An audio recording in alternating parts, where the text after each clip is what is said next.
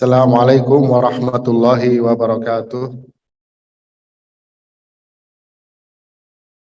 Bismillahirrahmanirrahim. Alhamdulillahi rabbil alamin wa afdhalus salati wa atamut taslim ala sayyidina wa maulana Muhammadin wa ala alihi wa sahbihi ajma'in wa ba'du. Yang saya hormati Bapak Ketua DKM beserta jajarannya, yang saya takzimkan ayahanda dan ibunda, para hadirin dan hadirat di masjid yang mulia ini. Mudah-mudahan Allah Subhanahu wa Ta'ala selalu memberikan kita taufik dan hidayahnya sampai akhir hayat. Bapak-bapak dan ibu-ibu, alhamdulillah kita bisa berkumpul lagi pada pengajian khususnya fikih tahawulat, dan insya Allah ini merupakan akhir daripada seri fikih tahawulat, karena kita sudah sampai kepada tahap akhir daripada akhir zaman, yaitu Ya'juj dan Ma'juj. Dari sebelum-sebelumnya kita sebutkan ada alamat sughra, alamat tanda kiamat yang kecil, ada yang wusta, ada yang kubra. Nah, alamat yang besar adalah salah satunya Ya'juj dan Ma'juj. Dan hal ini belumlah terjadi. Nanti seperti yang akan kita singgung. Kemudian ini merupakan tanda yang terbesar sebelum terbitnya matahari dari barat. Ketika matahari nanti terbit dari barat seperti yang akan kita sebutkan, maka pada saat itu pintu taubat sudah tertutup. Nah, di sini kita akan bahas siapa itu Ya'juj dan Ma'juj. Jadi Ya'juj dan Ma'juj sudah dinubuatkan oleh Nabi Muhammad SAW. Dia bukanlah dua orang ya, kan kalau dari katanya kayaknya dua orang. Ada namanya Ya'juj, ada namanya Ma'juj. Kalau di Al-Quran surat Al-Kahfi yang sering dibaca tiap minggunya, ya, itu ayatnya berbunyi inna Ya'juj wa Ma'juj mufsiduna fil ardi. Ya, yang bunyinya kira-kira hatta idza balagha bainas saddaini wajada min dunihima qauman la yakaduna yafqahuna qawla. Qalu ya dzal qarnaini inna Ya'juj wa Ma'juj mufsidun. Nah, ini kata-katanya mufsidun. Kalau di dalam bahasa Arab, kalau dari segi grammarnya, mufsidun itu dia adalah sebagai khobar. Khobar ini kalau diterjemahkan ke dalam bahasa Indonesia artinya predikat. Di dalam bahasa Arab antara subjek dan predikat itu harus sesuai. Misalkan kalau subjeknya jamak, maka khobarnya atau predikatnya juga harus jamak. Nah, kita lihat ini mufsidun. Mufsidun ini predikat. Dia bentuknya jamak. Berarti subjeknya juga jamak. Artinya Ya'juj Ma'juj itu bukan dua orang, tapi dia sekumpulan orang yang jumlahnya banyak. Nah, ini nama satu suku ya yang dinamakan Ya'juj dan Ma'juj. Kemudian ya, kenapa saya singgung ini? Karena di UK itu ada patung ya Gog Magog gitu kan tulisannya.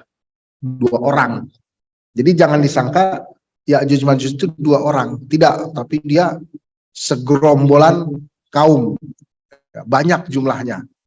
Itu versi kita, versi Islam. Dalilnya dari tadi yang disebutkan di dalam surat Al-Kahfi tadi, yaitu mufsiduna fil ardi.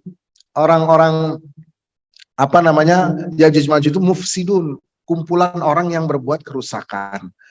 Nah, kemudian ya Ya'juj Ma'juj ini sudah dinubuatkan di dalam hadis yang diriwayatkan oleh Al-Imam Ibnu Majah. Bunyinya apa? Bunyinya adalah la taqumus sa'atu hatta tuqatilu qauman. Tidak terjadi kiamat hingga kalian memerangi kauman sigharal a'yun. Nah, ini sebagian ada yang menerjemahi bangsa Turki, padahal sigharal a'yun orang yang matanya kecil, ya mohon maaf maksudnya sipit ya. itu enggak hanya bangsa Turki gitu. Iradul wujuh, wajahnya kemerahan. Ka'anna a'yunahum hadaqul jarad. Wajah mereka seperti perisai yang menutupi kulit. Ya, perisai yang menutupi kulit. Ya, maksudnya wajah mereka itu ya mempunyai ciri khas tersendiri. Kalau dilihat itu garang, perisai yang menutupi kulit. Ya. Kemudian ka'anna wujuhahumul majanul mutriqah. Ya, kemudian wajah mereka itu seperti palu yang keras, mutriqah. Jadi di sini Afan terjemahnya ada yang sedikit salah. Yang ta'iluna sya'ar. Kemudian mereka itu sendalnya itu terbuat dari kulit. Nah ini kalau dari sini udah ketahuan ciri-cirinya kemana. Nanti akan kita bahas. Yang bersendal dengan menggunakan kulit. Kemudian wayattakhizuna daraqa hatta yarbutu khuyulahum bin nakhli. Ya. Kemudian rambut mereka yattakhizuna daraq hatta yarbutu khuyulahum bin nakhli. Mereka itu banyak menggunakan kuda sampai mengikat kuda mereka tuh kepada pohon palem. Maksudnya bagaimana? Jadi bangsa ini dikenal dengan bangsa kuda. Nah ini siapa ini? Nanti kita akan lihat bangsa berkuda. Nah, jadi di sini redaksi yang kita sampaikan adalah bahwasanya sampai Rasulullah menubuatkan nggak terjadi kiamat sampai kita perang lawan mereka. Ya, sampai perang lawan mereka, merekanya ini siapa? Nah, ini sebagian menafsirkannya dengan Ya'juj dan Ma'juj. Sampai Rasulullah menyatakan tidak akan terjadi kiamat. Artinya ini mesti terjadi. Maksudnya kiamat nggak terjadi sampai kita memerangi mereka. Jadi kiamat nggak terjadi sampai kita memerangi mereka. Artinya memerangi mereka itu adalah satu keharusan karena kiamat juga keharusan. Pasti akan terjadi. Ini yang dinubuatkan oleh Nabi Muhammad SAW. Kemudian di dalam hadis lain disebutkan ya yang diriwayatkan oleh Al-Imam Muslim dari Nawas bin Sam'an. Beliau berkata, ya, "Summa yatihi Isa alaihi salam qaumun summa yatihi ay Isa alaihi salam qaumun qad asamahullahu minad dajjal fayamsahu wujuhahum wa yuhaddithuhum bidarajatil jannah." Kemudian datanglah kepada Nabi Isa alaihi salam satu kaum yang Allah jaga mereka daripada fitnah dajjal. Kemudian kaum tersebut menceritakan tentang derajat di sorga. Fabainamahum kadzalik iz auhallahu ila Isa. Ketika mereka lagi mengabarkan kepada Nabi Isa, Allah memberikan wahyu kepada Nabi Isa. An qad akhrajtu ibadan la yudanu li ahadin biqitalihim. Jadi ketika lagi Nabi Musa mendengarkan mereka, kaum ini, Allah kasih wahyu kepada Nabi Isa bahwasannya ada hamba-hamba Allah yang Allah keluarkan di muka bumi. Nggak ada seorang pun yang bisa memerangi mereka. Nah, jadi nggak ada yang mampu untuk menghadapi pasukan militernya. Untuk memerangi mereka one by one, ya berhadapan. Nggak ada yang bisa. Berarti sampai Nabi Isa aja kewalahan nih. Fahriz ibadi ilatur. Fahriz ibadi ilatur. Maka bawalah hambaku, kata Allah, ke Bukit Tursina. Jadi suruh lari. Ini Nabi Isa. Ya, kemudian ya, wa yab'atsullahu Ya'juj wa Ma'juj fayakhrujuna 'alan nas. Kemudian Allah membukakan pintu bagi Ya'juj Ma'juj dan mereka keluar membawa kerusakan di antara manusia. Fayanshafuna al-ma'a wa yashrabuna miyahal ard. Dan mereka keluar dalam keadaan karena udah lama dikurung sehingga kalau melihat air yang ada di muka bumi langsung mereka habiskan. Ya, ada danau nanti mereka habiskan. Karena mereka sudah dikurung lama oleh Dzulqarnain. Kemudian hatta inna ba'dahum la yamurru bin nahar. Sampai ada saking hausnya di antara mereka, mereka melewati sungai. Fayashrabuna ma fihi hatta yatrukuhu yabisan. Mereka minum sungai tersebut dan sungainya menjadi kering. Artinya kan banyak banget nih orangnya. Wa yamuruna bi buhairati tabariyah fayashrabuna fiha. Kemudian mereka melewati danau Tobari. Ini kalau dalam bahasa Latin Tobari. Kalau nggak salah dalam bahasa Latinnya Tiberas kalau nggak salah. Wa yahsuru Isa nabiyullah wa nabiyallahi ashabahu. Wa yahsuru Isa nabiyullahi ashabahu. Kemudian Nabi Isa alaihi salam menggiring pengikutnya hatta yakuna ra'sul thawri wa ra'sul himar li ahadihim khairan min mi'ati dinar. Sampai-sampai pengikut Nabi Isa yang membawa kepala keledai itu lebih baik daripada membawa 100 dinar. Maksudnya di sini saking keadaannya panik, ayo cepat naik ke gunung Tursina, bawa bekal. Jadi kalau di gunung Tursina kan nggak bisa jual beli, orang-orang di sana aja. Kemudian yang mereka butuhkan adalah bekal makanan. Maka di sini daripada uang 100 dinar, persiapan bekal makanan kepala keledai itu lebih baik daripada 100 dinar. Karena saking paniknya orang-orang pada saat itu. Jadi Nabi Isa oleh Allah diwahyukan. Nih ada Ya'juj Ma'juj bentar lagi keluar. Jadi hati-hati, nggak ada yang bisa menghadapi mereka. Nah, jadi Nabi Isa aja nggak bisa nih menghadapi Ya'juj Ma'juj. Nah, bagaimana dengan selain Nabi Isa? Maka di dalam surat Al-Anbiya disebutkan wahum min kulli hadabin yansilun. Orang-orang Ya'juj Ma'juj itu di setiap tanah yang meninggi, maksudnya tanah yang meninggi itu hadab itu maksudnya bangunan. Setiap lewat bangunan dihancurin. Dar. Wahum min kulli hadabin yansilun.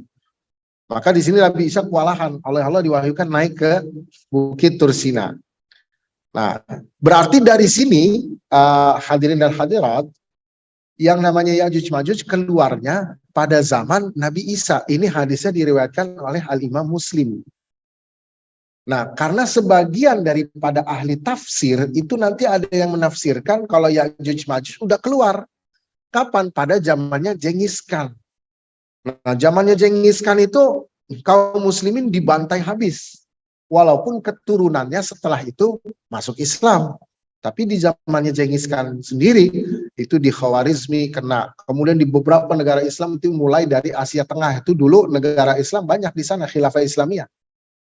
Ya, Khawarizmi, kemudian apalagi banyak gitu ya. Salah satunya yang terakhir adalah Baghdad, yang menjadi pusat daripada peradaban Islam. Dan pada waktu itu Baghdad udah menjadi tujuan utama daripada Genghis Khan, tapi sayangnya Genghis Khan mati duluan sebelum ke Baghdad. Kemudian kata orang-orang pasukan Mongol pada waktu itu, jangan sampai ada yang tahu kalau Genghis Khan udah wafat, tinggal anaknya Holako. Nah, Holako ini ngapain? Jangan sampai ada yang ketahuan. Kenapa? Kalau ketahuan, musuh akan semangat perang sama kita. Jadi anggap aja Genghis Khan masih ada.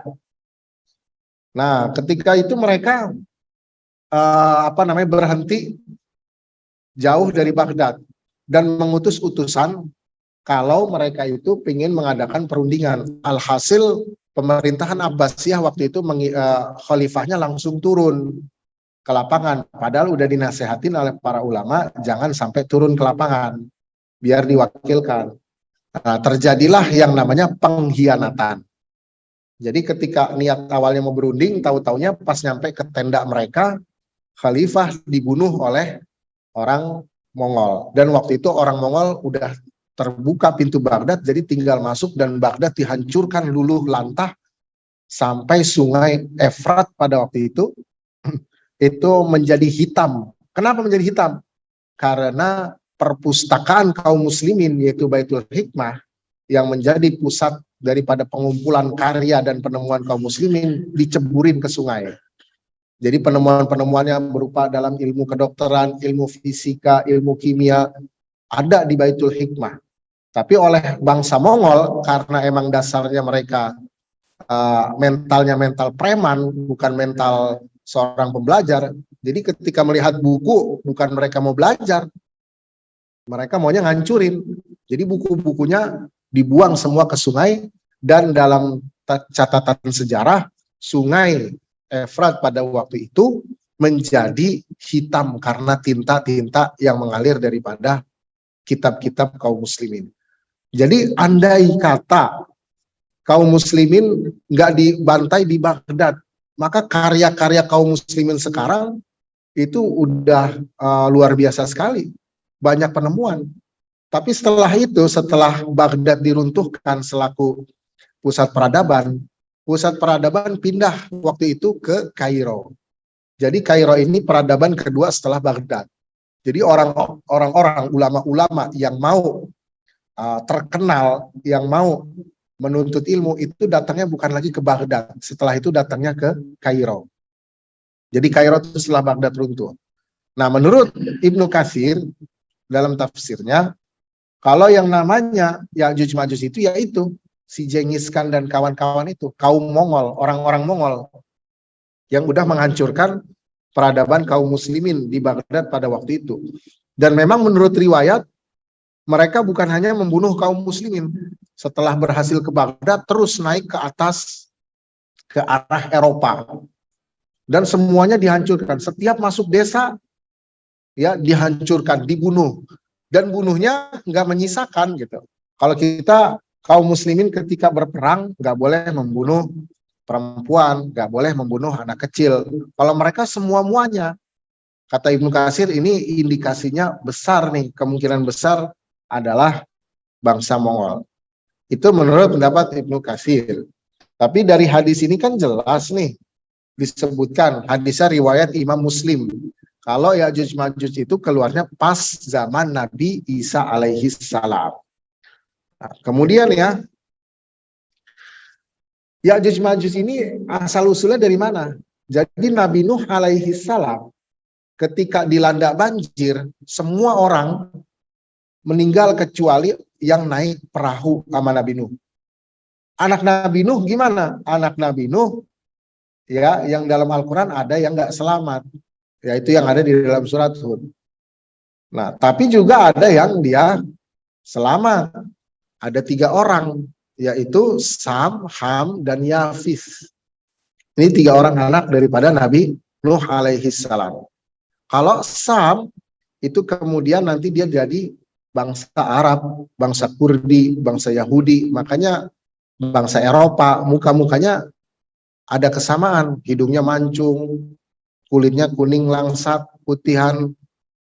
Orang Arab yang dia asli Arab, sebetulnya dia putih dan kekuningan. Makanya kalau kita belajar kitab Syama'il Muhammadiyah, bagaimana dulu kulitnya Nabi, bagaimana warna kulitnya. Warna kulit Nabi Muhammad SAW putih bercampur kemerahan. Nah, ini ini dari Sam nih. Kemudian ya, yang dari Ham itu nanti lahir orang Afrika. Afrika hitam, India kita lihat juga hitam juga. Kan'ani itu yang dulu mendiami Palestina. Kemudian Yafis inilah yang Turki, Rusia, dan Ya'juj Ma'juj. Jadi Ya'juj Ma'juj ini keturunan Yafis. Dari Yafis bin Nuh alaihi salam. Jadi keturunan Nabi Nuh ini sukunya di sini. Ya. Kemudian ya, ayahanda dan ibunda, di dalam Al-Quran disebutkan surat Al-Kahfi yang sering kita baca. A'udzubillahi minasyaitonirrajim. Qalu ya dzal qarnaini inna ya'juja wa ma'juja mufsiduna fil ardi fahal naj'alu laka kharjan ala an taj'ala bainana wa bainahum sadda. Ini sering nih dibaca di Al-Aqsa, kayaknya ada pembacaan Al-Kahfi juga kalau nggak salah ya. Ada nggak ini? Setiap malam Jumat ini ayatnya dibaca terus. Ini tentang Ya'juj Ma'juj nih, akhir-akhir surat Al-Kahfi. Jadi artinya ketika Zulkarnain ini siapa? Apakah Raja Alexander Agung atau bukan? Lagi-lagi para ulama berbeda pendapat. Tapi lebih condong kepada Alexander Agung. Nah, bagaimana kok di filmnya sempat keluarkan filmnya Alexander Agung kemudian didemo sama orang-orang Yunani. Kenapa? Kenapa diperankan sebagai seorang yang LGBT? Itu didemo sama orang Yunani. Padahal dalam apa namanya dalam kisahnya yang sebetulnya Alexander Agung bukanlah orang LGBT. Nah, itu didemo besar-besaran sama orang Yunani. Ada beritanya di Google, silahkan dicari. Jadi orang Yunani merasa nggak terima, kok di filmnya diperankan Alexander Agung sebagai orang LGBT. Jadi sebetulnya bukan orang LGBT dan kemungkinan besar memang Raja Iskandar yang dalam Quran kemungkinan besarnya adalah Alexander Agung. Nah, Alexander Agung ini dia kalau kita baca Bapak-bapak di surat Al-Kahfi ini menarik banget. Itu pakai kata matli asyamsi, maghrib asyamsi. Ya, kalau diartikan secara letterlek, tempat terbitnya matahari, tempat terbenamnya matahari. Itu kalau orang yang menerjemahkannya serampangan, itu bisa timbul nanti berarti bumi datar dong. Ada tempat matahari terbit, ada tempat matahari terbenam. Karena yang namanya matla ini kalau diterjemahkan artinya tempat terbit, maghrib tempat terbenam. Makanya maghrib dinamakan maghrib, waktu terbenam atau tempat terbenam. Kenapa Al-Quran pakai kata tempat terbit, tempat terbenam? Karena sesuai juga dengan penemuan modern sekarang, kalau bumi itu punya titik gitu, titik di mana dia itu batas malam sama batas siang. Itu kan kita bisa lihat gitu. Ada penemuan seperti itu. Jadi ada kapal laut lewat di lautan, di depannya malam, di belakangnya siang. Itu titik antara siang dan malam. Ya, jadi Zulkarnain sampai ke situ. Matli asyamsi wa maghrib asyamsi. Bahkan yang menariknya di dalam surat Al-Kahfi disebutkan yang ayatnya bunyinya hatta idza jaa maghribasy syamsi wajadaha taghrubu fi ainin hamiatin wa wajada indaha qauma qalu ya zal qarnaini imma an tu'adziba wa imma an tattakhidha fihim husna qala amma man zalama fasawfa nu'adzibuhu thumma yuraddu ila rabbih fayu'adzibuhu 'adzaban nukra wa amma man amana wa 'amila shalihan falahu jazaa'anil husna wa sanaqulu lahu min amrina yusra thumma atba'a sababa hatta idza balagha matli asyamsi wajadaha tatlu ala qaumin lam naj'al lahum min duniha sitra. Nah, ini ayat ini nih, menarik. Jadi ketika sampai Zulkarnain itu ke satu tempat di mana itu terbitnya matahari, ujung daripada siang di muka bumi, tatlu'u ala qaumin, matahari ini terbit terhadap satu kaum, lam naj'al lahum min duniha sitra, dan matahari itu terus ada sepanjang hari, nggak pernah terbenam. Nah, kalau dulu zamannya sahabat, zaman Al-Quran ini turun, itu para sahabat Nabi pasti akan bertanya-tanya, emang di mana satu tempat di bumi yang matahari ada terus, tidak pernah terbenam. Nah, sekarang kan baru ketahuan, ternyata ada di wilayah Rusia ujung timur sana, yang ke arah kutub utara. Kalau kita lihat di Google Earth, itu yang dia samping-sampingan sama Alaska. Itu nggak ada namanya matahari terbenam. Matahari muter aja terus begini. Nah, ini salah satu kemukjizatan Quran. Dari zaman dulu ngabarin ada satu tempat, di mana tempat itu matahari nggak pernah terbenam. Lah, ini jelas banget dalam surat Al-Kahfi, udah jelas. Ini salah satu mukjizat Quran.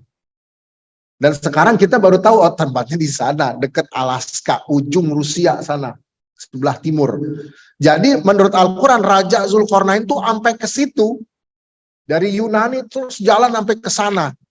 Jauh banget itu kalau kita tarik di Google Earth, pakai kilometer berapa kilo itu. Dan itu kalau ditarik garis lurus, cek berapa itu? Ribuan. Kalau garisnya bengkok dulu, ke Persia dulu, ke sini dulu, berapa kilometer? Wah, banyak. Nah, Raja Dzulqarnain ketika lagi berkelana, sampailah pada ayat ini Allah bercerita. Hatta idza balagha baina saddaini. Baina saddain itu di antara dua apitan gunung. Wajada min dunihima qauma. Disitulah ketemu satu kaum la yakaduna yafqahuna qaula. Mereka hampir-hampir nggak bisa rombongan Zulkarnain nggak bisa memahami bahasa mereka. Ini dunia pada saat itu di bawah kekuasaannya Zulkarnain. Pada waktu itu di bawah Raja Iskandar Agung. Semuanya. Tapi ada satu kaum ini nggak paham. Diterjemahkan ke berapa orang. Sampai kata Syekh Sya'rawi, ya kan, Syekh Sya'rawi menafsirkan ayat ini, la yakaduna yafqahuna qaula. Ya, orang ini, suku ini nggak paham bahasanya Zulkarnain, udah diterjemahin nggak paham juga. Qalu, kata Allah, mereka berkata, kan mereka nggak paham nih bahasa Zulkarnain, susah, Zulkarnain juga susah. Terus kata Allah, qalu, mereka berkata. Kan mereka nggak bisa komunikasi, tapi kok sekarang kata Allah, qalu, mereka berkata. Maka kata Syekh Sya'rawi, komunikasinya pada ayat ini itu dengan menggunakan isyarat. Jadi isyarat dengan sebagaimana mungkin, dan itu menunjukkan kalau mereka itu pengen menyampaikan satu informasi gimana caranya biar Zulkarnain itu paham. Jadi mereka pakai isyarat. Dan ini menunjukkan mereka itu saking terintimidasinya dengan satu kaum. Sampai mereka ngejelasin dengan isyarat. Pokoknya gimana caranya biar Zulkarnain bantuin dia. Makanya di sini qalu ya Zulkarnain, dengan isyarat. Mereka berkatanya dengan isyarat. Kan kalau kita ngomong dengan isyarat kan ribet gitu. Sama orang misalnya, orang bule misalnya, dia nggak bisa bahasa Indonesia, jelasin pakai isyarat kan ribet. Tapi kita mau informasi dari kita tuh sampai ke orang bule itu. Kan ribet gitu. Ini menandakan ada satu yang penting saya mau sampaikan ke dia. Nah ini di ayat ini, kaum ini dia ingin memberikan informasi ke Zulkarnain karena mereka merasakan intimidasi yang sangat dari kaum yang mereka hadapi, yaitu Ya'juj Ma'juj. Qalu ya Zulkarnain inna Ya'juj wa Ma'juj mufsidun. Mufsidun itu kan jamak. Ini kalau dalam bahasa Arab nanti namanya jamak muzakkar salim. Kayak muslimun itu satu orang. Muslimani dua orang. Kalau banyak muslimuna, muslimina banyak. Kalau dalam bahasa Arab jamak itu bukan dua, minimal 3 ke atas. Kalau dalam bahasa Indonesia, bahasa Inggris 2 aja itu udah jamak. Kalau dalam bahasa Arab 2 itu bukan jamak, musanna 2. Jamak minimal 3 ke atas. Jadi kalau muslimun 1 orang, muslimani 2 orang. Muslimun 3 ke atas. Nah ini mufsidun 1 orang, mufsidani 2 orang, mufsidun banyak. Berarti di sini Al-Quran sudah ya menegaskan kalau Ya'juj Ma'juj itu gerombolan orang. Mufsiduna fil ardi. Kemudian di sini fahal naj'alu laka kharjan ala an taj'ala bainana wa bainahum sadda. Jadi ketika mereka lagi ngomong sama Zulkarnain pakai isyarat, itu kira-kira begini. Bangunin tinggi gitu. Jadi pengen dibangun bangunan tinggi biar nggak datang. Ya kita tuh kalau baca Quran Bapak-bapak, salah satu metode Al-Quran itu, Al-Quran menggambarkan sesuatu yang sifatnya abstrak dengan sesuatu yang indrawi. Misalnya apa? Sorga. Tajri min tahtihal anharu khalidina fiha qutufuha daniyah. Sungai mengalir, buah-buahannya begini, hurun ain. Nah, apakah nikmat sorga begitu? Betul begitu. Cuman ingat di dalam hadis disebutkan nikmat sorga itu mala ainun ra'at dalam hadis sahih. Mata nggak pernah ngelihat. Wala uzunun sami'at, dan telinga nggak pernah mendengar. Wala khatara ala qalbi basyarin, dan nggak pernah terlintas di dalam hati manusia. Artinya ada kenikmatan yang luar biasa yang nggak pernah ditemukan manusia. Berarti kan sifatnya abstrak. Nah, Al-Quran ingin menerjemahkan yang abstrak itu menjadi hal yang lebih jelas agar manusia itu lebih kena di dalam hatinya. digambarkanlah tajri min tahtihal anharu khalidina fiha, mengalir di bawahnya sungai-sungai. Benar ada sungai, benar mengalir, tapi jangan disangka ngalirnya kayak ngalir sungai Cisadane.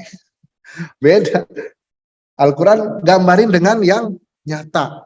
Dan kenapa dengan alam, keindahan alam? Karena keindahan alam itu keindahan yang nggak bisa ditentang sama semua manusia. Kalau alam itu udah indah, semua akan mengakui.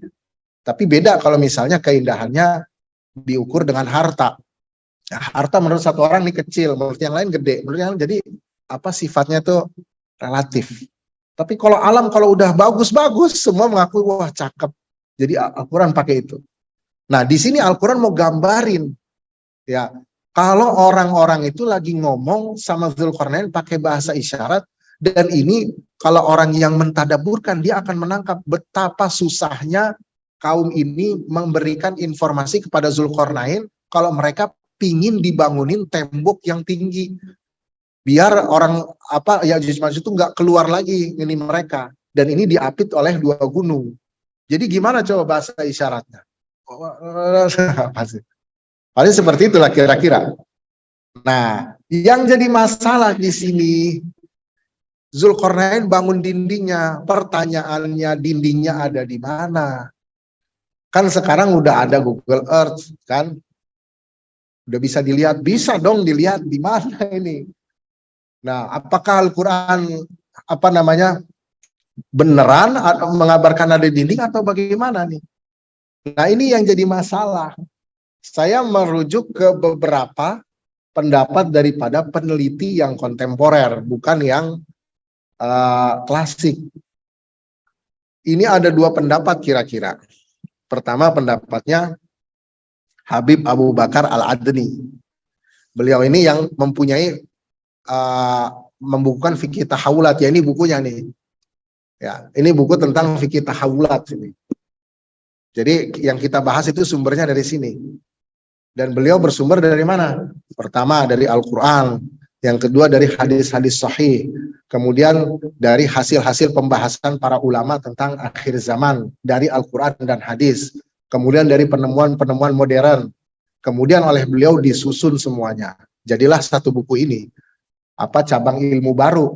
Kan ilmu agama Islam yang sudah sering saya sampaikan, itu ada 3 terangkum. Pertama ilmu akidah, ilmu fikih, dan ilmu tasawuf, ilmu akhlak.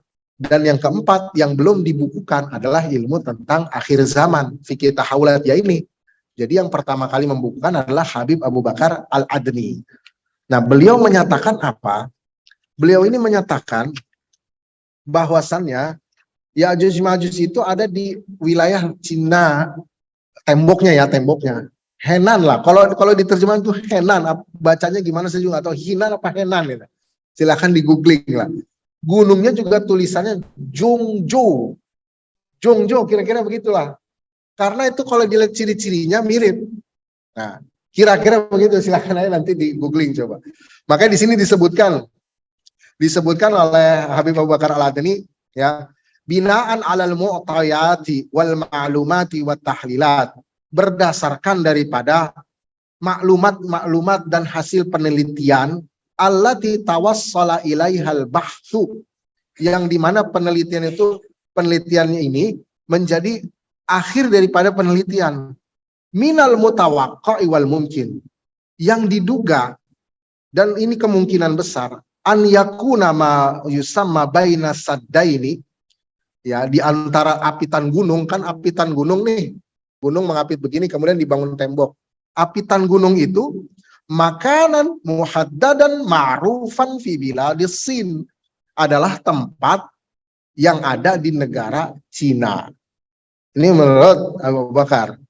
Wa innal ihtimalal akbar, dan kemungkinan terbesarnya di negara Cinanya, limauqi zalikal makan, untuk tempat tersebut, fi jibalin muayyanatin syamala madinati Jongjo, di pegunungan utara di kota Jongjo. Itu kalau di bahasa gitu, Gonggo lah mungkin nih kalau bahasa Cina.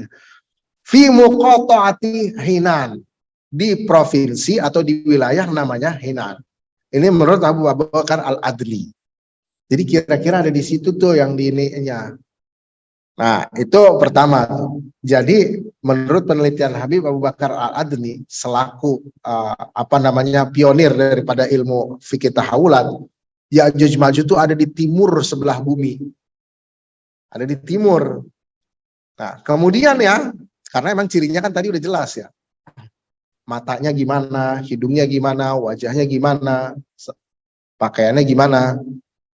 Nah, kalau di sini disebutkan oleh Abu Bakar Al-Adni, mereka itu adalah sukan qarati Asia wa sukan qaratil khail. Mereka adalah penduduk negara-negara berkuda. Negara-negara berkuda itu di mana? Negara-negara berkuda itu Mongolia, ya, kemudian Siberia, terus wilayah-wilayah Asia Tengah, Jepang, Korea. Itu kalau orang Arab nyebutnya negara berkuda karena kudanya banyak banget, terutama Mongolia. Jadi memang yang dicurigai oleh Habib Abu Bakar Al-Adni, ya, yang dimungkinkan itu mereka orang-orang di sekitar situ. Nah, itu pertama. Penelitian kedua dari Abul Kamal Azad dalam bukunya tentang Zulkarnain. Beliau seorang ulama dari India. Itu sadda ini ada di gerbang Alexander. Itu bisa kita googling juga di Kaukasus. Nah, jadi di sini ada perbedaan pendapat nih. Artinya sebetulnya kita nggak bisa memastikan di mana. Nanti kalau ada yang bilang, misalkan, berarti bagaimana kan semua bisa terdeteksi dengan Google Earth. Ini gimana dengan Quran? Kalau saya pribadi jawabnya, tidak menutup kemungkinan kalau Allah Subhanahu wa Ta'ala sembunyikan itu daripada pengetahuan manusia. Itu bukan hal mustahil. Allah sembunyikan. Nah, bisa nggak? Bisa jadi. Itu bukan hal yang mustahil bagi Allah. Tapi mereka sampai sekarang masih ada di dalam dinding nggak? Nah, menurut dalam hadis, mereka masih dalam dinding dan berusaha terus untuk keluar. Karena mereka terus menggali dindingnya, kemudian mereka capek. Kembali lagi besok, pas besok udah seperti sedia kala. Digali lagi, digali sampai Allah izinkan mereka keluar. Jadi di sini sebetulnya adalah nggak bisa dipastikan di mana di dinding itu. Kalau dikatakan di timur bagian bumi, ya dengan indikasi-indikasi dari hadis Nabi bagaimana ciri-ciri Ya'juj Ma'juj. Itu bisa dibilang mereka memang dari timur nanti timbulnya. Nah, jadi ini yang harus kita pahami. Kemudian ya, Bapak-bapak dan Ibu-ibu, pernah ada satu penelitian ya di zaman Khalifah Abbasiyah, ini di dalam kitabnya Bughiyatul Mushtaq. Khalifah Abbasiyah namanya Al-Wathiq Billah mimpi kalau apa namanya tembok Zulkarnain jebol. Ya, namanya khalifah, dia penguasa. Kemudian dia penasaran emang di mana sih temboknya? Akhirnya diadakanlah penelitian. Ya, diadakan penelitian. Jadi kalau orang Eropa sekarang penelitian ke Afrika tentang binatang itu kita udah melakukan. Jadi banyak khalifah-khalifah kita dulu yang nyuruh orang buat keliling dunia, diongkosin, terus disuruh buat peta dunia. Nah, salah satunya Ibnu Batutah dan satu lagi di sini Al-Idrisi. Itu diongkosin sama khalifah buat suruh keliling dunia. Kemudian habis keliling dunia ngapain? Petain peta dunia itu gimana. Kemudian apa aja kabar tentang dunia. Itu kita udah dari zaman dulu. Ya, jadi bukan bangsa Eropa lah yang pertama. Kemudian Khalifah Wathiq Billah ini salah satu khalifah dari dinasti Abbasiyah mengutus Al-Idrisi untuk mencari tembok ini, diongkosin sampai habis berapa dinar, sampai miliaran. Ya, kalau di kita kan miliaran. Kemudian dikabarkanlah sampai ke wilayah-wilayah dekat Bukhara, kalau nggak salah, Bukhara Samarkand, dekat-dekat daerah situ, ya Asia Tengah. Dia kembali ke khalifah. Sampai kembali ke khalifah, nah ini salah satu peta yang dibuat oleh Al-Idrisi ya. Ini petanya, kalau kita lihat. Jadi peta atlas dunia kita udah punya. Ini zaman Khalifah Abbasiyah. Jadi nanti coba aja dicek di Google, itu Wathiq Billah tahun berapa dia hidupnya. Itu yang jelas sebelum kebangkitan Eropa kita udah punya peta seperti ini. Ya, jadi ini hasil karya dari Al-Idrisi. Nah, Al-Idrisi pulang kepada khalifah, kami menemukan tembok yang besar yang katanya itu setiap harinya terdengar suara palu seperti itu. Kemudian khalifah ke sana dan membawa rombongannya. Pas khalifah lihat, ternyata khalifah melihat ada seorang yang di atas dinding tinggi, kemudian terhempas angin ke bawah. Nah, kemungkinan di situ. Itunya di mana dituliskannya di dalam Al-Idrisi itu ya daerah sekitar Samarkand itu. Jadi udah ada penelitian. Nah, yang jelas kita seorang muslim harus mengimani, ini masalahnya Rasulullah udah ngabarin kalau yang namanya Ya'juj Ma'juj itu bakalan keluar dan pasti akan keluar. Nah, di hadis yang diriwayatkan oleh Abu Hurairah dan disahihkan oleh Imam Ibnu Hibban dan Hakim, Rasulullah bersabda, "Fisaddi yahfirunahu kulla yaumin." Ya, di dalam dinding yang dibangun Zulkarnain, ya Ya'juj Ma'juj itu ngegali dia. Terus ngerusakin dindingnya setiap hari. Idza kadu yakhriqunahu qala alladzi alaihi murji'u fatukhriqunahu ghadan. Kalau mereka udah capek, mereka akan bilang pulang lagi pulang. Besok kita gali lagi. Fayu'iduhullahu ka asyaddi makan. Dan ternyata pas mereka datang lagi, temboknya udah sedia kala. Hatta idza balagha muddatuhum, sampai kalau sudah datang waktunya, wa aradallahu an yab'atsahum 'alan nas, dan Allah ingin mengeluarkannya kepada manusia, qala alladzi 'alaihim, mereka juga berkata kepada kawan-kawannya, irji'u fasatukhriqunahu ghadan, tetap ternyata belum tergali, wastasna qala fayarji'una. Kemudian ketika mereka besoknya datang ternyata udah bolong, yang bolongnya nggak kembali lagi. Fayajidunahu kahayatihi hina taraku fayakhrujuna 'alan nas. Mereka menemukan bolongan itu masih ada ketika mereka tinggalkan, akhirnya mereka semangat kembali dan menggali lagi sampai mereka keluar ke khalayak manusia. Nah, ini nggak mustahil kalau tembok ini Allah hijabkan, Allah sembunyikan sehingga tidak terdeteksi bahkan oleh satelit pun. Ini merupakan perkara yang tidak mustahil.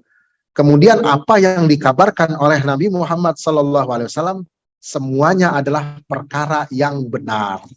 Kemudian Bapak-bapak dan Ibu-ibu, ya, di dalam surat Al-Anbiya ayat 96 Allah berfirman, a'udzubillahi minasyaitonirrajim, hatta idza futihat ya'juj wa ma'juj wa hum min kulli hadabin yansilun. Sampai jika dibukakan, dilepaskan. Nah, pertanyaannya dibukakannya ini kapan? Ya, dan bagaimana? Kalau Ibnu Katsir tadi menyinggung udah dibuka. Tapi kalau berdasarkan teks hadis, itu dibukanya nanti di zaman Nabi Isa. Dan apa yang dimaksud dengan dibukakan? Nah, kalau Al-Habib Abu Bakar Al-Adni menafsirkan, dibukakan maksudnya mereka itu membuka diri, mulai mengekspos dirinya. Karena orang-orang yang ada di negara-negara berkuda tadi, terutama Mongol, itu orangnya menutup diri dari dunia luar. Jadi ketika datang waktunya, mereka akan membuka diri mereka di hadapan dunia, ya, menampilkan diri mereka, dan kemudian akan membuat kerusakan. Itu yang pertama. Yang kedua adalah penjajahan yang datang pada mereka. Maksudnya ada orang ya mengirim pasukan tentaranya kepada mereka sehingga mereka itu menjadi terkenal, diketahui banyak orang, dan mereka melawan, kemudian mereka membuat kerusakan. Itu yang dimaksud dengan futihat menurut sebagian daripada tafsiran. Tapi dari zohir hadis tadi, ya, futihat di sini maksudnya temboknya roboh. Jadi di sini menurut Habib Al-Adni, beliau tuh mentakwilkan maknanya. Tapi kalau dari zohir teksnya, mereka dibuka itu dibukakan ininya, temboknya, sehingga mereka keluar kepada khalayak ramai dan membuat kerusakan.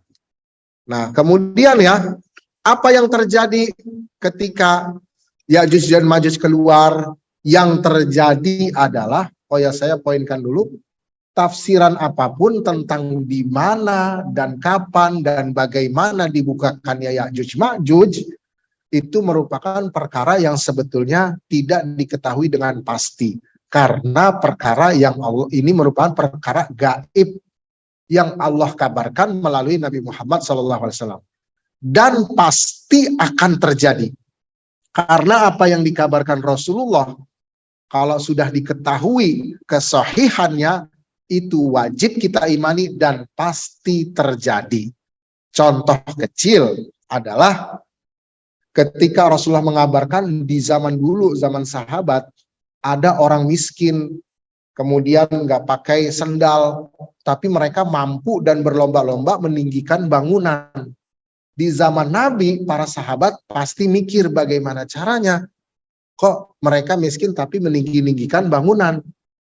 Dan bagaimana meninggikan bangunan? Emang setinggi apa bangunan itu bisa dibangun? Zaman dulu, zaman sahabat, para sahabat agak sulit memahami ini, tapi mereka imani, mereka percaya ini terjadi. Dan kita lihat realitanya, ternyata benar-benar terjadi di zaman sekarang. Ya, contohnya negara Arab Saudi yang dulunya miskin. Ya, tahu-taunya di bawah ada petrol. Ya, dulu bahkan ada tuh di foto. Ada fotonya di Google itu, orang dari Kuwait, kalau nggak salah, Kuwait sekarang negara kaya. Kuwait ke Mekah Al-Mukarramah buat berhaji nggak pakai sendal. Itu ada fotonya. Itu tahun 70-an baru kemarin. Dan mereka menunggangi keledai. Ya, mereka pakaiannya pakaian kampung gitu, kayak model-model kaos oblong. Kan persis kayak yang dikabarkan Nabi. Habis itu kita lihat daerah-daerah Teluk sekarang. Itu meninggikan bangunan. Sampai Mekah sendiri di samping Ka'bah, itu gedung tertinggi yang tower itu. Ya kan kita lihat. Padahal dulu Mekah, ya Madinah, kalau dibandingin kekayaan alamnya dengan negara lain, itu kehitungnya miskin. Tapi mereka diberkahi, ternyata ada petrol, jadilah kaya dan meninggikan bangunan. Dulu sahabat Nabi untuk menalarkan hal ini sulit, tapi ternyata kejadian. Setelah udah terjadi kita baru paham, oh ternyata maksudnya begini. Ada sebabnya orang miskin itu nemuin petrol, kemudian dijual, punya duit banyak, bisa bikin bangunan yang tinggi. Dan dulu zaman sahabat gimana sih bangunan itu bisa sampai menjulang ke langit, gimana caranya? Nggak tahu, karena nggak punya pengetahuan tentang ilmu arsitektur. Ternyata setelah berkembang, oh bisa dibangun pondasi yang mendalam, pakai besi, pakai ini. Begitu juga tentang Ya'juj Ma'juj, ini gimana? Kok nggak diketahuin? Tempatnya di mana? Ada perbedaan pendapat. Karena emang nalar kita belum nyampe ke situ, bukannya nggak masuk akal, tapi nalar kita kan terbatas. Kita ini bisa bernalar kan berdasarkan apa yang kita lihat dari panca indera kita. Allah mengabarkan tentang yang gaib, pasti akan terjadi. Nah, ini yang harus kita pahami. Kemudian ya, ketika Ya'juj Ma'juj keluar, apa yang terjadi seperti yang digambarkan dalam hadis Muslim, ya, orang-orang Ya'juj Ma'juj ini membuat kerusakan dan Nabi Isa bersama pengikutnya ke Bukit Tursina. Pertanyaannya, orang-orang yang lain yang ada di Indonesia misalnya gimana dong? Itu apakah naik ke Tursina semua?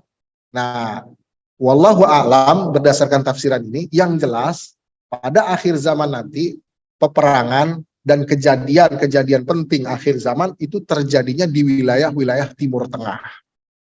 Itu terjadi di situ berdasarkan hadis di Syam, di Tursina, itu daerah-daerah situ. Yang lainnya gimana?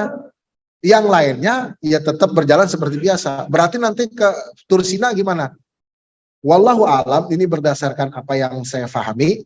Ya, mereka tetap hidup seperti biasa dan yang terjadi kerusakan adalah mereka yang di sana dan mereka naik bersama Nabi Isa alaihissalam. Nah, mereka naik Nabi Isa, kemudian Ya'juj Ma'juj membuat kerusakan. Nabi Isa sampai berdoa, ya Allah, tolong wafatkan mereka. Dan singkat cerita diwafatkan, kemudian mereka itu menyangka orang yang dibunuh udah kami bunuh semua. Sampai mereka memanah langit. Kita mau membunuh orang yang ada di langit, makhluk yang ada di langit. Dipanahlah yang ada di langit.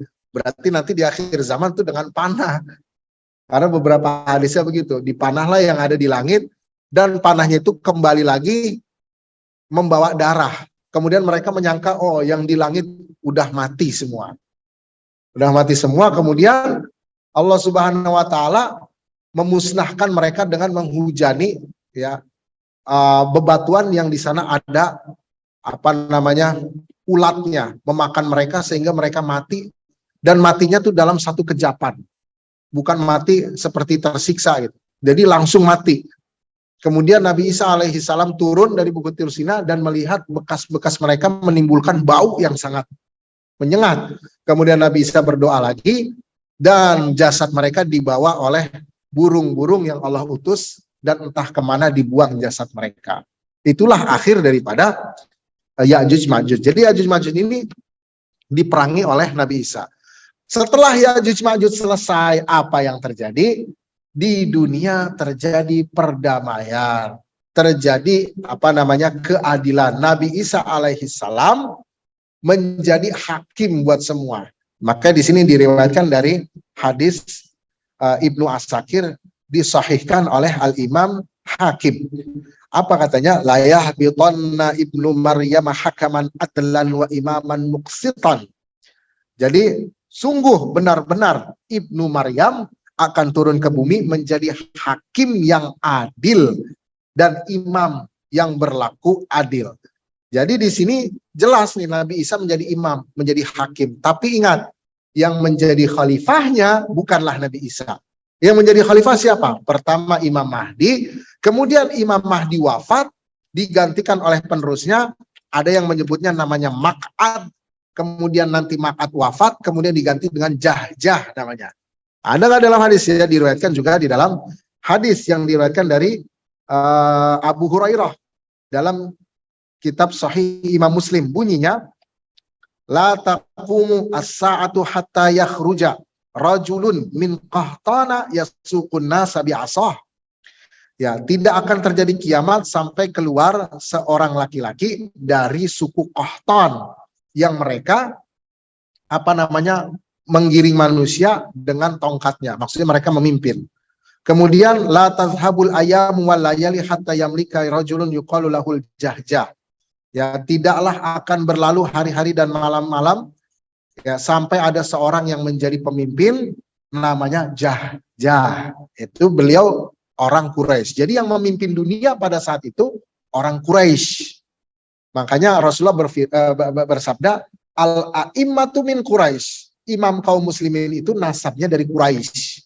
Maka nanti di akhir zaman Nabi Isa nggak jadi khalifah, tapi Nabi Isa menjadi apa namanya pengikut, menjadi hakim biasa, dan yang menjadi pemimpinnya adalah Imam Mahdi, kemudian orang-orang dari suku Quraisy. Maka bisa dibilang orang umat Islam kelak pemimpinnya akan dipimpin oleh orang Arab. Ini berdasarkan hadis. Orang Arab khususnya dari suku Quraisy.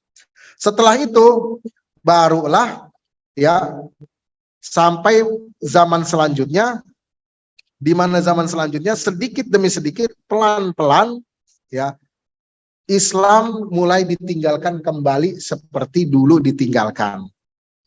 Nah, ketika Islam ditinggalkan kembali ya sampai Al-Qur'an itu apa namanya tidak disebutkan, bahkan disebutkan dalam hadis sahih di muka bumi ini tidak ada yang menyebutkan Allah.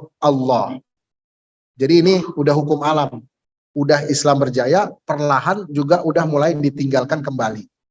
Nabi Isa menghukumi di dunia ini berapa tahun? 40 tahun. Habis Nabi Isa wafat, perlahan demi perlahan manusia mulai bahasanya murtad kembali. Sampai di muka bumi ini tidak ada yang nyebut lafaz Allah. Kemudian oleh Allah Subhanahu wa taala ya dibuat dunia ini menjadi banyak kerusakan dan banyak perzinahan. Dan orang-orang banyak apa namanya lahir daripada hasil perzinahan. Baru disinilah nanti keluar dabah. Dabah itu hewan melata yang kita imani dialah yang akan mengecap. Ya, ngecapnya gimana? Wallahu a'lam. Yang jelas dia akan memisahkan mana yang beriman, mana yang enggak. Yang beriman dipisahkan. Nah, setelah itu baru terbitlah matahari dari barat. Setelah terbit matahari dari barat, ya, pada saat itu nggak berfungsi lagi iman seseorang atau keburukannya. Jadi apa namanya? Ketika udah matahari terbit dari barat, orang mau tobat, tobatnya nggak berfungsi. Orang beramal soleh, amal solehnya nggak berfungsi. Dan ini disebutkan oleh Ibnu Abbas, ayatul kumul lailah antatula qadra salasi layalin. Malam itu, jadi kan malam nih, besoknya ngelihat matahari. Itu malamnya panjang banget, sekitar 3 malam. Kemudian orang yang beriman mulai ketakutan dan berdoa. Ternyata benar pas paginya terbit dari barat dan mereka merasa ketakutan. Kemudian orang-orang yang kafir juga ketakutan. Pada saat itulah pintu taubat sudah ditutup lagi dan nggak berfungsi orang yang pingin beriman. Dan setelah saat itu singkat cerita diutuslah angin yang mencabut ruh kaum muslimin, dan sehingga di dunia tidak ada lagi kecuali kafir bin kafir. Orang kafir, anaknya orang kafir, hasil perzinahan. Dan disitulah terjadinya kiamat. Jadi terjadinya kiamat besar itu terjadi pada orang-orang yang sudah tidak beriman, orang kafir, dan ayahnya orang kafir, kemudian hasil perzinahan. Itu silsilah panjang kita dari awal sampai akhir tentang akhir zaman. Nah, kalau dari hadis ini ya berarti selama masih ada yang menyebut Allah, mushaf masih dibaca, berarti belum terjadi kiamat. Berarti belum ada dukhon. Seperti itu. Nah, itulah akhir daripada fikih tahawulat. Sedikit saya berikan yang terakhir sebelum ditutup. Siapa saja sih dari golongan sahabat yang berbicara tentang fikih tahawulat? Sebenarnya udah ada dari zaman sahabat juga. Ya, pertama adalah Ali, Sayyidina Ali karramallahu wajhah. Beliaulah yang paling sering berbicara tentang akhir zaman. Kemudian siapa lagi? Ya. Selanjutnya adalah Abdullah bin Abbas yang sering membicarakan tentang kejadian akhir zaman. Kemudian siapa lagi? Abu Hurairah. Nah, Abu Hurairah ini juga termasuk banyak. Bahkan Abu Hurairah tahu siapa tokoh-tokoh di akhir zaman, kejadiannya bagaimana. Abu Hurairah pernah dengarkan itu. Sayangnya ada beberapa kejadian yang Abu Hurairah lupa. Bahkan Abu Hurairah berkata begini, A'tani khalili jarabina minal ilm. Telah memberikanku Rasulullah banyak pengetahuan tentang akhir zaman. Amma ahaduhuma faqad basastuhu bainakum. Salah satunya aku udah kabarin kepada kalian, para sahabat. Wa ammal akhar, adapun satu lagi, falau basastuhu, kalau saya kabarkan kepada kalian, laquti amin niyahadzal bulkum, maka aku akan dipotong leher aku ini. Kenapa? Karena bisa jadi dituduh pembohong. Karena bisa jadi dituduh sebagai orang yang bertentangan dengan pemerintahan pada saat itu. Karena dikabarkan dalam hadis kalau nanti ada pemimpin-pemimpin yang tukang mabuk, yaitu dari Bani Umayyah, dari Bani Abbasiyah. Kalau dia ngomong nanti Abu Hurairah begitu pasti akan dipenggal. Kemudian ya, a'udzubillahi min imaratis sibyan. Qalu wa ma imaratus sibyan? Qala in ata'tumuhum halaktum fi dinikum wa in asaitumuhum ahlakukum. Abu Hurairah pernah berkata, aku berlindung kepada Allah dari kepemimpinan anak-anak kecil. Maksud anak-anak kecil ini gimana? Jadi digambarkan anak kecil menjadi seorang pemimpin. Terus ditanya, emang gimana orang anak kecil itu menjadi pemimpin? Kata Abu Hurairah, ini Abu Hurairah ngabarin tentang akhir zaman. In ata'tumuhum halaktum fi dinikum. Kalau kamu taati mereka, maka agama kamu akan rusak. Wa in asaitumuhum, kalau kamu menentang mereka, ahlakukum, maka mereka akan menghancurkan kalian. Jadi kata Abu Hurairah, nanti di akhir zaman ada kepemimpinan model-model anak kecil. Gimana? Kalau kita ngikutin pemimpinnya, itu kita akan rusak agama kita. Tapi kalau kita menentang pemimpin, maka dia yang akan menghabiskan kita. Nah, itu disebutkan oleh Abu Hurairah dan terjadi di akhir zaman ini bagaimana? Kemudian siapa lagi dari golongan sahabat yang berbicara tentang akhir zaman? Yaitu Abdullah bin Mas'ud. Kemudian siapa lagi? Ya, yaitu Hasan bin Ali, khalifah kelima, berbicara tentang akhir zaman juga. Kemudian siapa lagi? Husain bin Ali. Ya, Sayyidina Husain bin Ali juga banyak bercerita tentang akhir zaman. Kemudian siapa lagi? Kemudian Imam Ja'far Shadiq, keturunan daripada Sayyidina Ali. Kemudian siapa lagi? Ali Zainal Abidin. Itu yang mereka semualah yang paling banyak berbicara tentang fikih akhir zaman. Dengan begitu fikih tahawulat kita sudah selesai sampai di akhirnya, dan insya Allah subhanahu wa ta'ala kita akan lanjutkan kembali dengan kajian akidah yang insya Allah akan kita kaji kalau tidak ada halangan kitab Al-Aqidah At-Tahawiyah. Akidahnya punya Imam Tahawi. Karena pada dasarnya kita membaca fikih tahawulat ini nyambung daripada kajian kaidah akidah kita tentang bab sam'iyat, bab perkara tentang hal-hal yang gaib. Termasuk yang gaib adalah perkara tentang akhir zaman. Itu yang bisa saya sampaikan. Wa minallahi at-taufiq. Nah, terima kasih Bapak. Lagi-lagi kalau kita merujuk kepada apakah sudah keluar atau enggak, itu ada perbedaan pendapat kan di kalangan para ulama. Tapi kalau kita merujuknya kepada zahir daripada teks hadis, tadi kan disebutkan dalam teks Muslim ya. Kalau Yajuj Majuj itu ngegali temboknya, habis itu udah rata lagi. Gali lagi, rata lagi, gali lagi, rata lagi. Sampai Allah Subhanahu wa ta'ala mengizinkan mereka keluar. Itu satu. Berarti dalam teks hadis Muslim itu mereka masih di dalam tembok. Yang kedua disebutkan mereka itu keluar ketika Nabi Isa alaihi salam tadi diwahyukan Allah. Ada satu kaum yang akan keluar namanya Ya'juj Ma'juj. Silahkan bawa pengikutnya ke Bukit Tursina. Berarti mereka keluarnya di zaman Nabi Isa alaihi salam. Kalau kita merujuk pada teks hadis itu. Tapi juga ada beberapa ulama kontemporer yang menafsirkan kalau mereka itu sudah keluar dan sudah berbaur bahkan.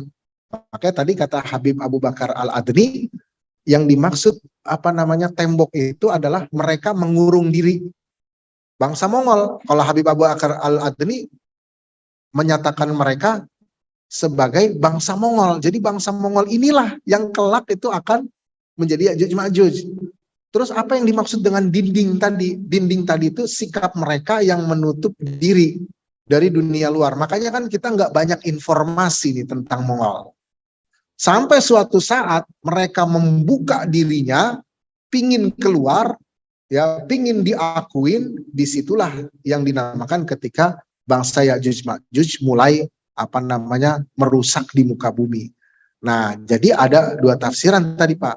Tapi yang benarnya gimana? Kalau saya lebih berpegang kepada zahir teks hadis tadi. Mereka masih di dalam tembok dan belum keluar. Dan tembok itu dirahasiakan oleh Allah Subhanahu wa ta'ala. Dan Allah merahasiakan tembok tersebut bukanlah perkara yang mustahil bagi Allah Subhanahu wa ta'ala. Jadi seperti itu Pak. Oke, sudah ya. Jadi kalau dibilang Ya'juj Ma'juj itu yang keluar pada zaman Nabi Isa alaihi salam, itu keluar dari tembok apa mungkin dia sudah keluar tapi belum menyerang? Kalau dari zahir teks hadis Muslim ini adalah dia baru keluar dari tembok. Karena di sini disebutkan nih. Ya, fayakhrujuna 'alan nas. Mereka mulai keluar ke halayak manusia. Keluar ke halayak manusia. Berarti ada indikasi sebelumnya mereka nggak keluar ke halayak manusia. Artinya sebelumnya mereka masih dalam tembok. Pada zaman Nabi Isa alaihi salam, pas nanti keluar, tembok itu baru jebol. Nah, kemudian yang keluar itu apakah sama dengan yang diceritakan dalam surat Al-Kahfi? Iya, betul. Itu juga orangnya. Nah, makanya di sini di dalam hadis lain disebutkan yang diriwayatkan oleh Al-Imam Ahmad, innakum taquluna la adwalakum, innakum la tazaluna tuqatiluna aduwan. Kamu akan terus memerangi musuh. Jadi kaum muslimin itu akan terus bertempur, berperang. Makanya sama Israel bakalan terus begitu. Hatta yakhruja Ya'juj wa Ma'juj, sampai keluarlah Ya'juj Ma'juj. Nah, berarti Ya'juj Ma'juj ini akan keluar, sebelumnya dikurung oleh Zulkarnain. Jadi pas yang keluar zaman Nabi Isa itu Zulkarnain bukan zaman Zulkarnain dia. Terus mereka beranak pinak di dalam tembok dong. Iya. Terus bagaimana? Nah, bagaimananya ini wallahu a'lam bishawab. Kita nggak tahu gitu. Bagaimana mereka makannya? Yang jelas hal itu bukanlah merupakan yang mustahil bagi Allah. Allah kasih rezeki mereka makan dan minum di dalam tembok. Terus bagaimana kehidupan mereka itu kita nggak tahu. Cuma di sini disebutkan ciri mereka dalam hadis. Radul wujuh, ya, wajah mereka tuh kelihatan garang, ya, kemerah-merahan, merah gitu. Sigharul uyun, matanya sipit. Nah, ini kan ciri-cirinya nih. Matanya sipit daerah mana? Terus mereka itu suka berkuda. Ya kan daerahnya mana ini makin ciri-cirinya ke sana gitu. Ke arah Mongol. Makanya tadi ada yang menafsirkan dia bangsa Mongol nih. Terus gimana dong dengan yang hadis menyatakan kalau mereka keluar di zaman Nabi Isa? Ya. Dan keluar, kata hadis Imam Ahmad juga mereka keluar. Maksud keluarnya gimana? Kalau bangsa Mongol kan sekarang nggak di dalam tembok. Nah, kalau mereka menafsirkannya bangsa Mongol, berarti mereka harus mentakwilkan hadisnya. Mentakwilkan tuh membelokkan makna hadisnya dari zahir ke makna yang kedua. Maksud membuka adalah, atau maksud keluar adalah mereka mulai mengekspos diri gitu. Jadi sampai sekarang aja kan bangsa Mongol belum mengekspos diri mereka, masih ketutup. Masih aja ketutup. Kita juga kan nggak banyak informasi tentang Mongol. Coba kita mau informasi tentang Singapura aja, semua keluar kan di informasi. Coba tentang bangsa Mongol detailnya, nggak tahu. Emang negaranya tirai bambu kan? Tirai besi apa tirai bambu? Tirai besi. Mengurung diri. Nah, mereka ketika keluar mulai memerangi Nabi Isa, itu mereka mulai mengekspos diri. Nah, ini tafsiran kedua yang menafsirkannya dengan cara mentakwilkan, membelokkan makna hadis.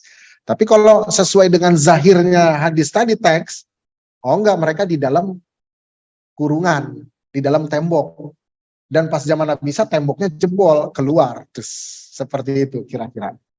Baik, mudah-mudahan jelas. Ada lagi Bapak-Bapak? Wallahu a'lam bishawab. Nah, kita tutup dengan baca doa Al-Fatihah.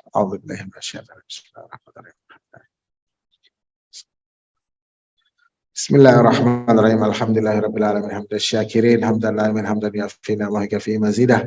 Allahumma salli ala sayyidina Muhammadin fil awwalin wa salli wa sallim ala sayyidina Muhammadin fil akhirin. Allahumma inna na'udzubika min fitnatil mahya wa min fitnatil masiihid dajjal. Allahumma inna ala dzikrika wa syukrika wa husni ibadatik. Rabbana atina fid dunya hasanah wa fil akhirati hasanah wa qina adzabannar. Subhana rabbika rabbil izzati amma yasifun wa salamun alal mursalin walhamdulillahi rabbil alamin. Wassalamualaikum warahmatullahi wabarakatuh.